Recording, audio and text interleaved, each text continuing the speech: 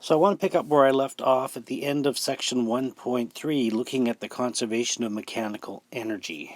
I'm going to do a question now. So we had our live class today, and as usual, I forgot to hit record on my meeting. So I'm going to do one of the questions, probably the more complicated of the questions that I did this morning, and then I'm going to move into 1.4, looking at efficiency of energy transformations. So I'm going to start here with question 44 from our textbook on page 243. Now, that question in our textbook looks at a ride at Canada's Wonderland. So this is question 44 on page 243 in our textbook. The ride is called Jet Scream. Maybe you've done the ride, but you get on something that looks a bit like a space shuttle, and it's down here at the bottom. Okay, and then it starts to sway back and forth, higher and higher and higher. Just as it gets to the top, it stops and it comes back down again, and it goes back up and it comes back down. And then at some point, you're up here, and the person who's operating the ride leaves you hanging there for a small amount of time before they give it a bit of gas and push you over the top where you'll come flying down again. Now notice what's happening in this ride is when you get to the top here, you have achieved a point where you've got a maximum amount of gravitational potential energy because you're as high above the bottom as you can possibly get. Now we're told in the question that this height from where you started is 30 meters. Okay, now they're actually telling us that the diameter of the circle that is made by this ride is 30 meters, which means from the bottom to the top, or anywhere along the path, it's going to be a 30-meter diameter, which means ultimately from top to bottom it's 30 meters. I also know that when I get to the top here, I'm going to slow down until I actually slower, stop, and then start to go again. Now, when I'm at the bottom here, I've got my maximum speed, and when I'm at the top here, I have my zero speed. So, down here is the speed I'm looking for. The question says, if the diameter of the circle is 30 meters, what speed must a ship have at the very bottom in order to make it to the highest point and sit there with no residual speed? Okay, so I've got two situations that I'm going to compare here.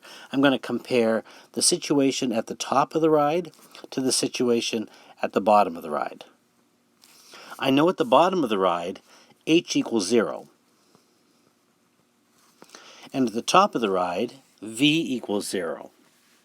And at the top of the ride, my h is 30 meters. And at the bottom of the ride, I'm going to have a lot of speed, and that's what I'm trying to figure out. Now, we're not told anything else about the ride. It doesn't say how many people are on here, how much it weighs, what's the mass, right? So, what I do know, right, and the one thing that we're told in this section of 1.4 is that 1.3, is that mechanical energy is conserved. So that means whatever mechanical energy exists for the ride when it's at the very top will be equal to the amount of mechanical energy that the ride has all the way through, including at the bottom.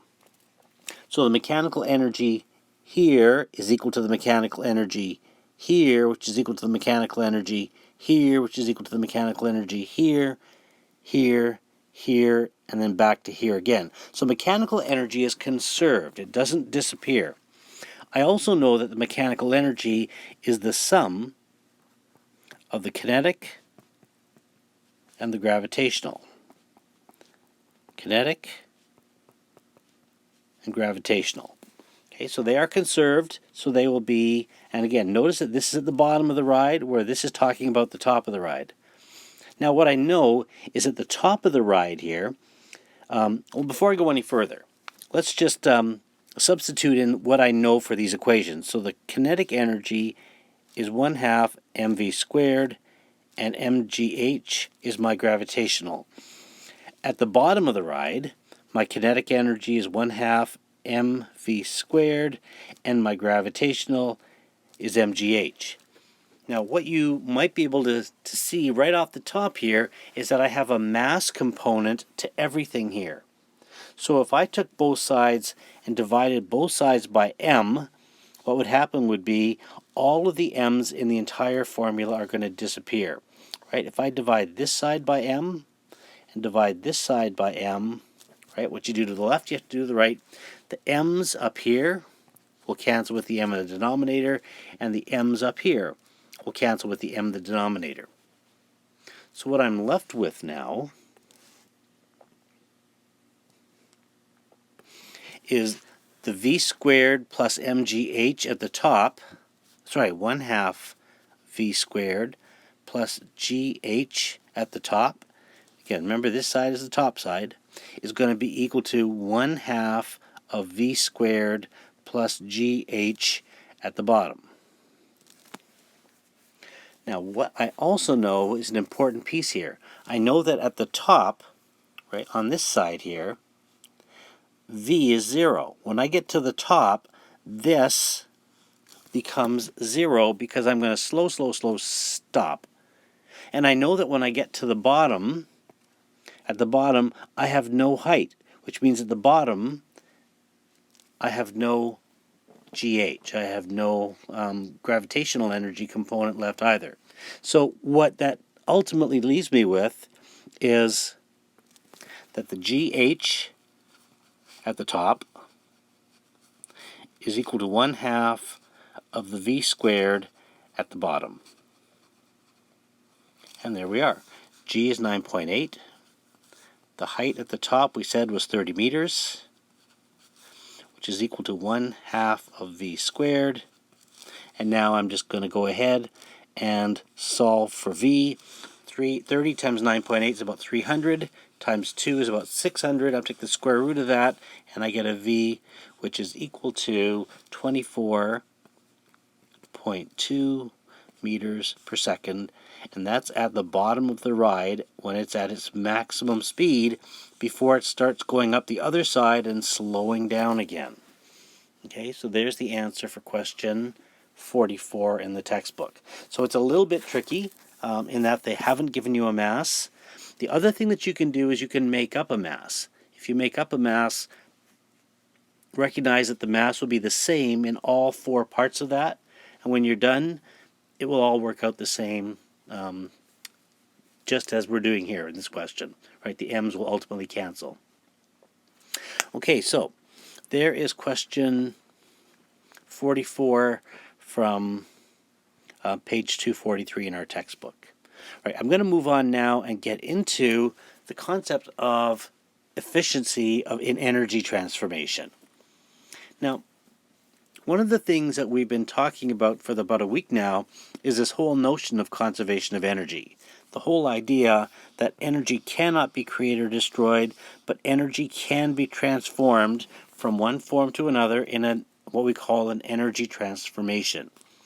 In an energy transformation, I'm going to start with some type of energy, maybe it's electrical energy, and I'm going to use it to convert into something else. Let's say it's radiant energy, which is coming out of a light. Right? Maybe I'm using electrical energy coming out of the outlet in my house, and I'm using it to create thermal energy. Maybe that's happening inside the kettle in my kitchen, right, or on my electric stove. Or maybe I'm going to take the electrical energy that's coming into my house and I'm going to turn it into the motion of a ceiling fan.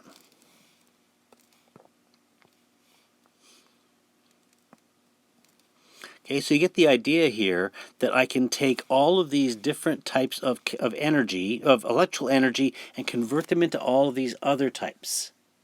But there's a bit of a problem here in these transformations. Right? And even though I know that when energy is transformed from one form to another, it is neither created nor destroyed. So if I start with 100 joules of electrical energy, I have to get 100 joules of energy out.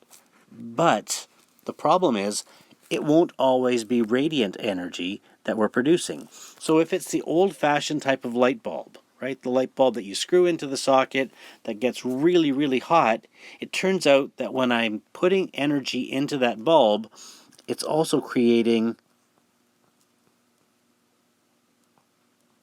thermal energy or heat. Right? Now, ultimately, you think, well, maybe that's not a bad thing. I'm making some heat in my house. But if it's the middle of summer, the heat that I'm creating, I'm now warming up my house even more than it was before, and now I've got to run my air conditioner even harder to offset the energy that I'm creating in my house. Not a good situation. So you think, well, how much light do I get out of one of those light bulbs, and how much thermal energy do I get out of one of those light bulbs? Well, it turns out if I put 100 joules of energy, electricity, into one of those old-fashioned bulbs, I get 5 joules of light, visible light. The other 95 joules was wasted. It didn't become what I bought the bulb for. I didn't buy the bulb to waste 95 joules. I bought the bulb to make light energy. So ultimately, I am wasting energy. I'm taking energy that's going into my device, and of the energy that goes in, a lot of it sometimes a lot, turns into forms of energy that I, one, don't want, and two, can't use. So if I just keep on going down here, it says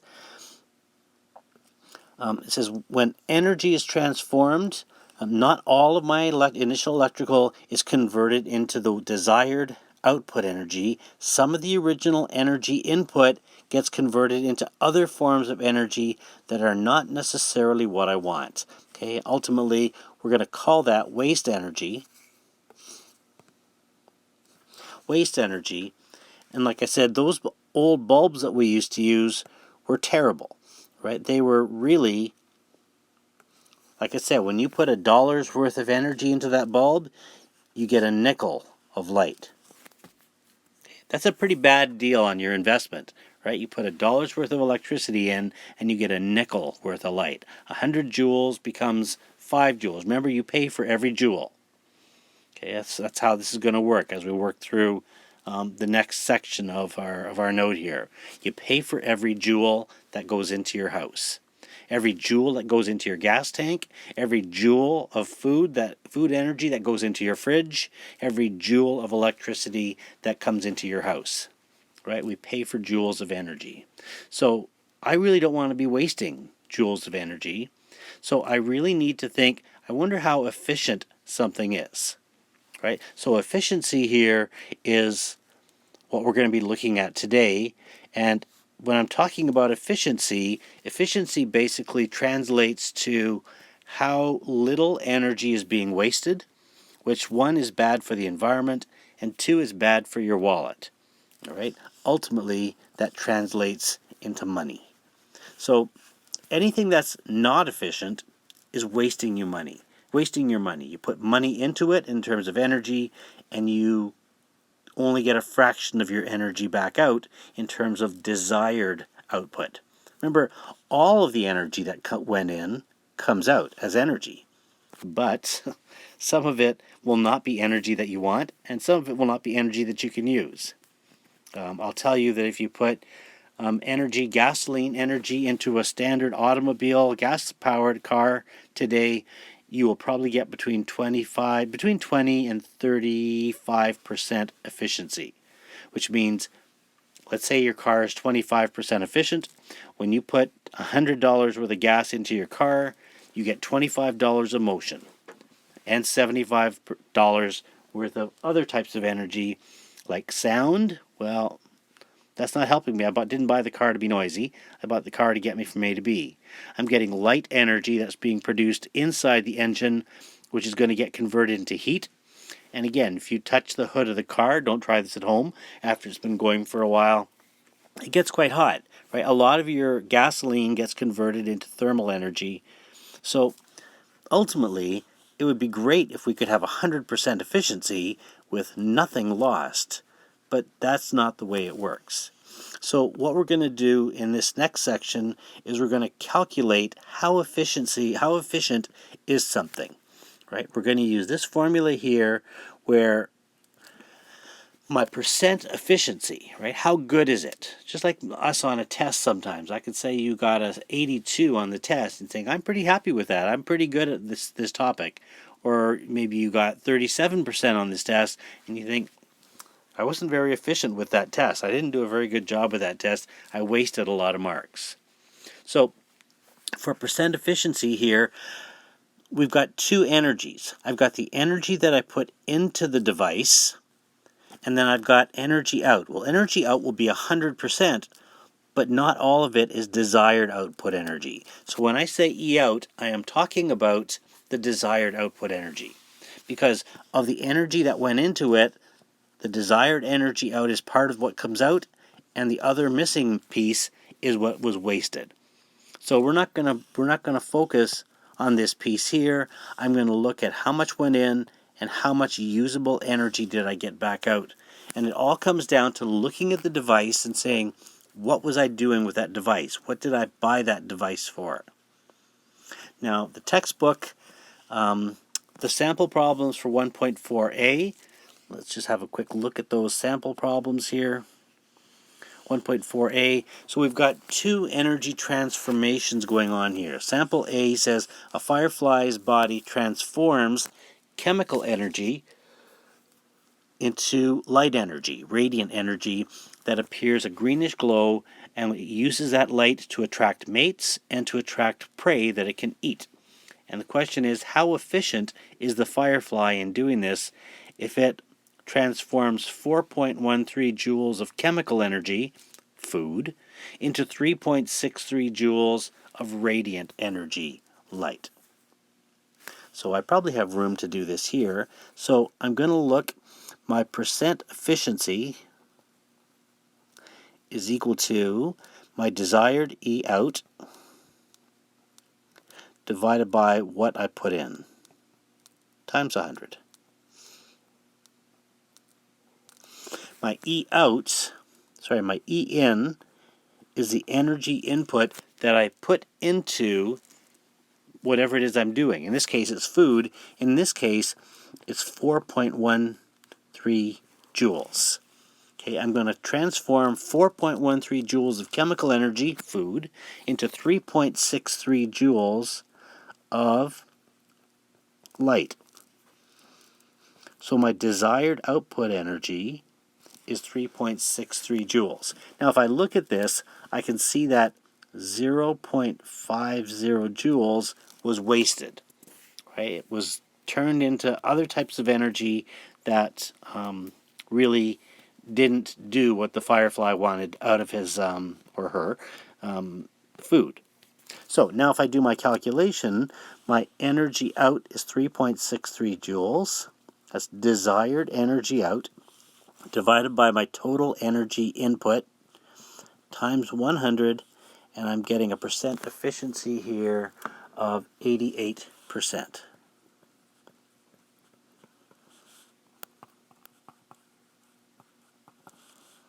Percent efficiency is 88%. That's not bad. That's better than most things that humans create. Cars, light bulbs, air conditioners. Most things that we create are typically much, much, much lower. Sometimes, like I said, 5%, maybe even less than 5%. Okay, so there's sample problem 1.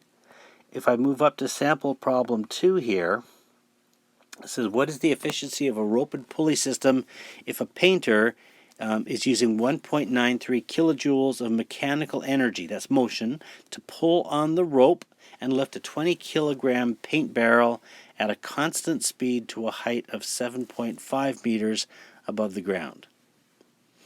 Now, notice that I'm not generating a lot of extra speed. What I'm doing here, what is a painter trying to do?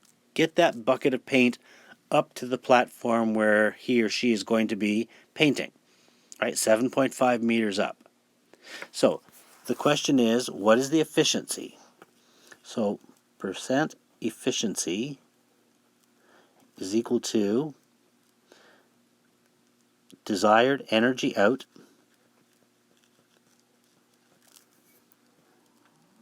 divided by total energy in times 100.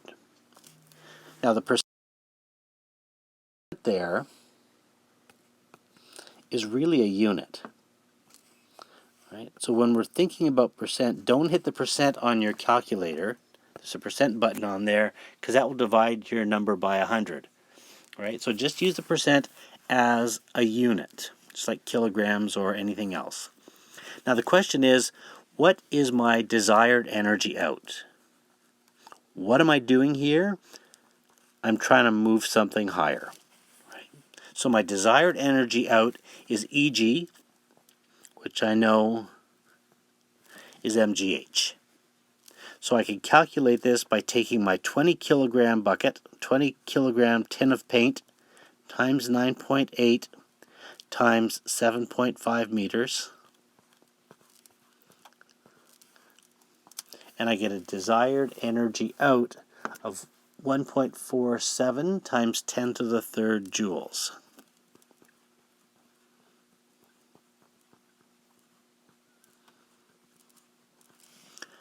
Now my energy in, so I now know my energy out.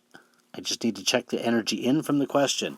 It says the painter is going to use 1.93 kilojoules of mechanical energy. That's motion. Pulling on the rope here, right, is the energy that's being used by the painter. So my energy in is 1.93 kilojoules.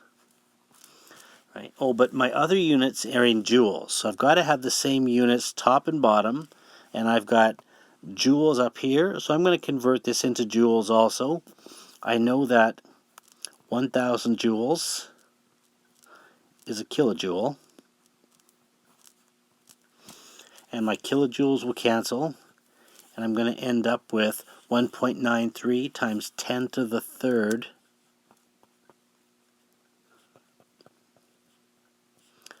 joules is my energy in. So now I can calculate my efficiency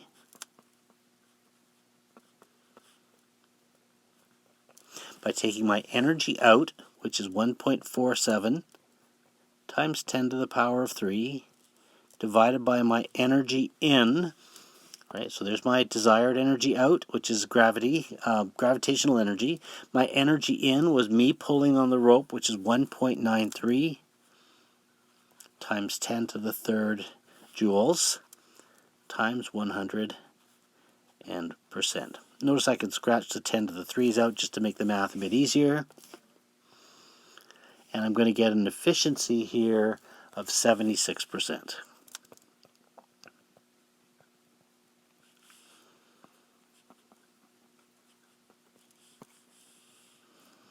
You think, okay, so where did the missing 24 kilojoules, missing 24% of my energy go? Well, it turns out that there's probably friction up here in this wheel, down here in this wheel, and that friction, I'm having to work to overcome that friction as I'm pulling on the rope. Again, be thinking here, as it's going up, maybe it's going squeak, squeak, squeak as it's going up, so it's creating some sound energy. If I could actually keep moving this up and down for a little while, I'd probably find that this wheel here gets pretty hot, and this wheel here gets pretty hot, so my missing 24% of the energy is turning into sound energy and mostly thermal energy or heat. Right? That's where, again, we're going to see in most energy transformations, almost always the largest source of wasted energy is thermal energy, and often because of friction. Okay, so there's two questions there. Go back to my note here. Okay, so I've just done samples 1 and 2 here, and there are the two questions there. In the textbook, there are 2 samples that are done for you on pages 235 and 236 in our textbook, and then there are 3 more problems for you to try here at the end of the chapter in our textbook. Now, as we move through here, I'm trying not to do nothing but math in this course. I want to try and look at how energy, remember this unit is about energy, work, power, and society. So the last part of 1.4 looks at energy resources and how energy resources, sources of energy, renewable and non-renewable sources of energy. It talks a little bit about what happens in a nuclear power plant, in a hydroelectric generating station, all these different ways that we make energy. So there's a small assignment for you to be working on here also. Again, notice that I'm trying to balance just doing basic notes and questions with doing a little bit more. We're not going to be doing too many of these assignments like this one here, the 1.4 assignment, but there'll be, I think, maybe one more or two more over the course of the semester. So again, they're just quick and easy marks for us to look beyond what we're doing in terms of the math and how it applies to the physics and to society, STSE. Now,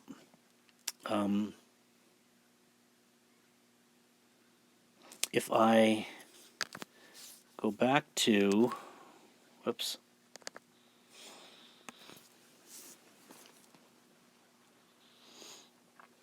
our calendar here, yes, I'm still here.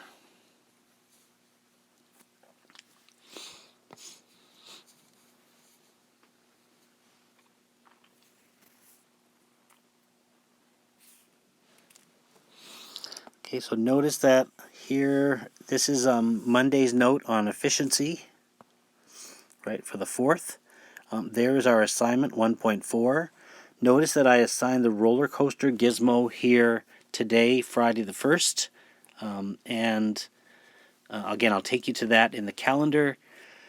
I'm going to ask you to try and finish up your roller coaster video by Tuesday. We're going to have our test on this part 1, which is talking about the different types of energy, on Thursday next week. I'll have a live class on Wednesday. I'm not going to collect the assignment 1.4 until Friday of next week on the 8th.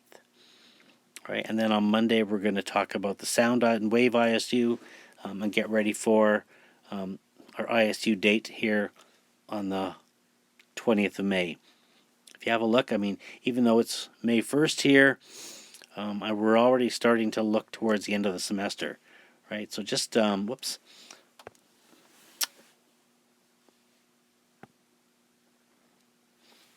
So just try and keep on top of things as we're moving forward here. And then if I look at that assignment 1.4, it's going to be here in Mr. Senna's notes and assignments in the energy unit. So the assignment is here where it says energy assignment, and then all the answers for the energy assignment are here in this resource for the energy assignment. When it comes time to doing the roller coaster gizmo, there's a doc here for if you're using Word, or there's a PDF here if you're using Notability or Explain Everything or something else to work on your roller coaster gizmo. I hope you enjoy that roller coaster gizmo. I kind of enjoyed working with it when I was looking at it earlier this week.